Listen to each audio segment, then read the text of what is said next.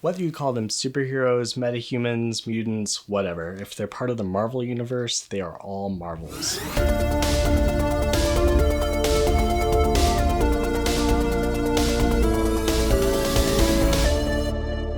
Hi everyone, welcome back to another episode of Graphic Content. I am your host Ted Kendrick, and today we're going to be talking about the limited series Marvels, which was published by Marvel Comics in 1994. This series was written by Kurt Busiek with art by Alex Ross, who you no doubt would recognize his photorealistic art style from his work on Kingdom Come and Justice for DC. Just like Kingdom Come, where we have a pastor who is guided by the Spectre as sort of a Virgil in this Dante's Inferno scenario, in Marvels we have a reporter who we get to see this world from his eyes. We started the series off in the 1930s, and the reporter is brand new. He's working for the Daily Bugle, which is the same place that Peter Parker worked. He's at ground zero with the emergence of the first superhero. The first one is the Human Torch, and he's at sort of a world fair where he's presented to the world and literally lit on fire. It creates a knee-jerk reaction of fear to most of the crowd because they just don't understand what's happening. It's literally just a burning man. But when Namor the Submariner attacks New York City, the Human Torch is the first line of defense, and he ends up being regarded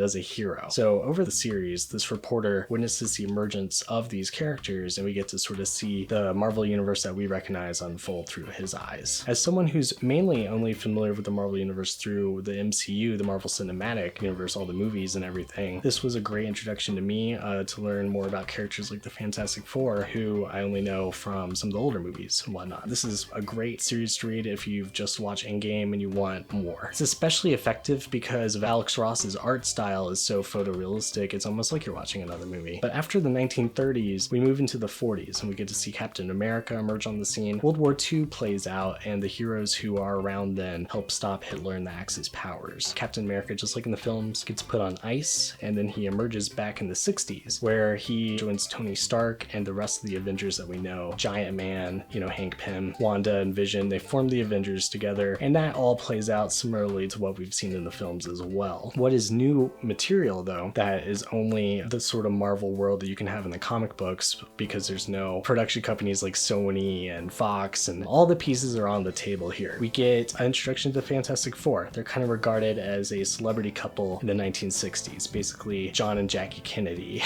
So there's a sequence where Mr. Fantastic and Invisible Woman get married, and that is a world event, which happened in the comics as well, the wedding issue that occurred. That's what's really cool about the annotated series, is there's all these footnotes and citations and whatnot at the back of the book, so you can reference those and see the exact panels and original comic covers and everything that Alex Ross and Kurt Busiek were paying homage to. Later, Galactus and the Silver Surfer emerge in New York City and have a huge citywide crisis event, and the Fantastic Four end up going missing shortly after that, which is a devastating loss to the people of New York City. Around the same time, the mutants first emerged, and we see people like Professor X going on live TV trying to share with the people of the world that mutants aren't dangerous, they are just different. But you have other people like Trask, who we saw in the X-Men Days of Future Past film. He was played by Peter Dinklage. And we see people like him going on TV and saying, no, these mutants are dangerous. They're going to wipe out humanity as we know it. They claim that they're the, next step of human evolution, and they're here to take everyone else out. So you have this sort of contrast in this 1960s that plays out really similarly to civil rights era. You have people who are afraid of the mutants, people who want to harbor them, offer them safety, and this reporter finds himself right in the middle of this conversation as well, which goes on to kind of inform the whole concept of what is a Marvel. Are they hope? Are they fear? It's somewhere in between. As the series progresses, we eventually make our way to a sort of hazy modern day era. It could be the 70s, 80s, 90s, don't really know, but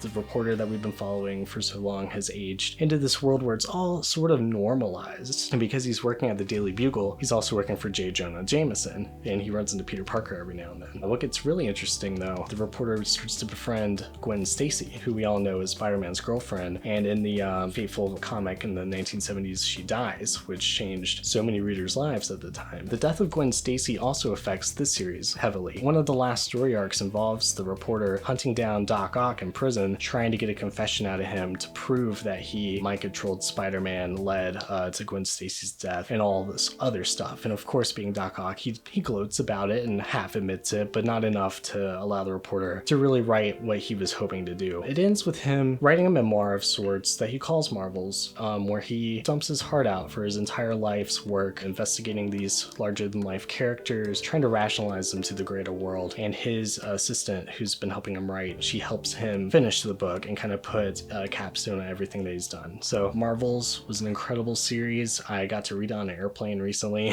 so it was a kind of a perfect thing to just sit down and speed read through the whole thing. It was a blast. If you can find these annotated issues in your comic shop, I highly recommend seeking them out. It's been fascinating, all the Easter eggs and everything I've learned. There's even, you see characters like Shazam get snuck in the background and stuff too, so it's really cool to be able to see the writer and artist kind of talk about that stuff too. Marvels, it's been available for probably 20 years now, but these newer issues are out now. Highly recommend it if you love the movies, if you just want to learn more about Marvel Comics in general. I